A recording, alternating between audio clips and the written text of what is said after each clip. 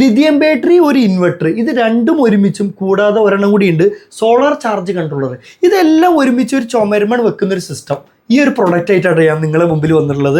ഇത് ലിഥിയം ബാറ്ററിയാണ്. അത് നിങ്ങൾക്ക് അറിയാമല്ലോ, നമ്മളൊരു 150 എച്ചിൻ്റെ ഒക്കെ ഒരു ബാറ്ററിക്ക് സമാനമായിട്ടുള്ള ലിഥിയം ബാക്കപ്പ് 15 വർഷത്തിൻ്റെ മുകളിലാണ് അതിന് ലൈഫ് പറയുന്നത്. പിന്നെ നമുക്ക് അതിന് പറ്റുന്ന ഒരു 1150 വിയുടെ ഒരു ഇൻവെർട്ടർ, നമുക്ക് അത്യാവശ്യം 750 വാട്ടിൻ്റെ മിക്സിയൊക്കെ നമുക്ക് റൺ ചെയ്യാം. ഇത് സോളാർ പാനൽ കൂടിയാണ് കണക്ട് ചെയ്യണമെങ്കിൽ കണക്ട് ചെയ്യാം കേട്ടോ. ഇപ്പോൾ സാധാരണ നമുക്ക് വേണമെങ്കിൽ ഇൻവെർട്ടറും ബാറ്ററിയും ഈ ഒരു പാക്കാണ് വെച്ച് കഴിഞ്ഞാൽ നമ്മൾ വീട്ടിലെ കറണ്ട് പോകുമ്പോൾ കറണ്ടിൽ നിന്ന് വേണമെങ്കിൽ ചാർജ് ചെയ്യാം. ഇതിൻ്റെ മോഡുകളൊക്കെ ഞാൻ കാണിച്ചു തരാം. ഇത് ഒരു 10-15 കിലോൻ്റെ അടുത്താണ് വരുന്നത്. ചുമരുമേ എവിടെ നല്ല ഫിനിഷ് ആയിട്ട് നല്ല ഭംഗിയായിട്ട് ഇരിക്കും കേട്ടോ.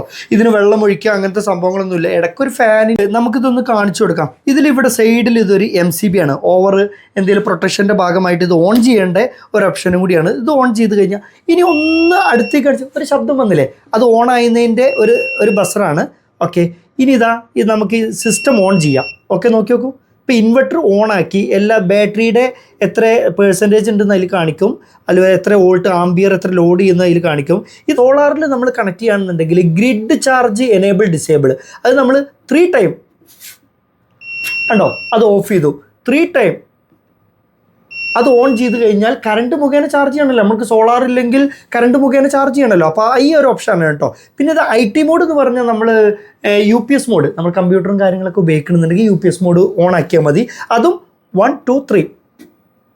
ഓക്കെ, ഇപ്പോൾ ഓഫാണ്, അത് ഓണായി. 1 2 3. ഓക്കെ, അത് ഓണായി. ഇതെങ്ങനെയാണ് അതിൻ്റെ ഓപ്ഷന്. പിന്നെ അതുപോലെ ബൂസ്റ്റ് ചാർജ്. ഇപ്പോൾ നമുക്ക് മഴക്കാലങ്ങളൊക്കെ വരിക, പെട്ടെന്ന് സോളാറിൻ്റെ എനർജിയാണ് കഴിഞ്ഞു, നമ്മൾ സോളാറെ കണക്ട് ചെയ്താൽ ഈ AC ചാർജിങ് ഓൺ ഓഫ് ചെയ്ത് കഴിഞ്ഞാൽ അങ്ങനെ വരുമല്ലോ. അപ്പോൾ പെട്ടെന്ന് നമുക്ക് കറണ്ട് ചാർജ് ചെയ്യണം. ലിഥിയം ബാറ്ററി അതുകൊണ്ട് ഹൈ ചാർജ് കറണ്ട് ചെയ്തിട്ട് നമുക്ക് പെട്ടെന്ന് ചാർജ് ചെയ്യാം കേട്ടോ. അപ്പോൾ അങ്ങനത്തെക്കാർക്ക് നമുക്ക് എന്ത് ചെയ്യാം, ബൂസ്റ്റ് ചാർജ് മോഡ്. സാധാരണ നോർമൽ 10-12 ആംബിയർ നോർമലായിരിക്കും. ബൂസ്റ്റ് ചാർജ് നമ്മൾ ഓൺ ചെയ്താൽ, ഇപ്പോൾ അത് ഓണായിരുന്നു. ഓക്കെ, അപ്പോൾ അത് ഞാൻ ഓഫ് ചെയ്തു. ആ ബൂസ്റ്റ് ചാർജ് ഓൺ ആക്കി കഴിഞ്ഞാൽ കറണ്ട് മുഖേന പെട്ടെന്ന് ചാർജാക്കി കയറ്റും കേട്ടോ. പിന്നെ നമുക്ക് അടുത്തുള്ളതാണ് നമുക്ക് DG മോഡ്. ഓക്കെ, അത് എനേബിൾ ഡിസേബിൾ എന്താ വെച്ചാൽ നമ്മൾ ജനറേറ്ററിലൊക്കെ നമ്മൾ ചാർജ് ചെയ്യാമെന്ന് കരുതുക. അപ്പോൾ ഫ്രീക്വൻസി വേരിയേഷൻ ഉണ്ടാവുമല്ലോ. അപ്പോൾ അത്തരക്കാർക്ക് ആവശ്യം ഇത് 10 ടൈം 10 തവണ 1 2 3 4 5 6 8 10 തവണ ഓണാക്കി കഴിഞ്ഞാൽ അത് ഓണാവും. അത് 90% ആവശ്യം വരാറില്ല.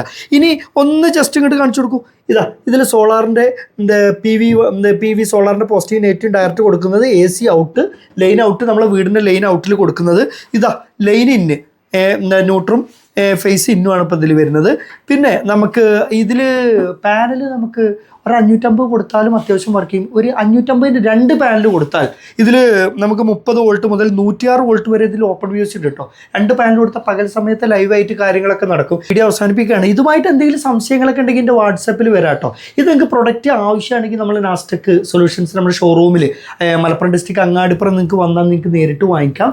അല്ല നിങ്ങൾക്ക് ദൂരമുള്ള ആളുകളാണെങ്കിൽ നമുക്ക് ഓൾ കേരള നമുക്ക് ഡെലിവറി ചെയ്യാൻ കഴിയും കേട്ടോ. ഇതിൻ്റെ ലോഡ് ടെസ്റ്റ് ചെയ്യുന്നൊക്കെ ആയിട്ടുള്ള വിശദമായിട്ടുള്ള വീഡിയോ ആയിട്ട് ഞാൻ അടുത്തായിട്ട് വരാം കേട്ടോ.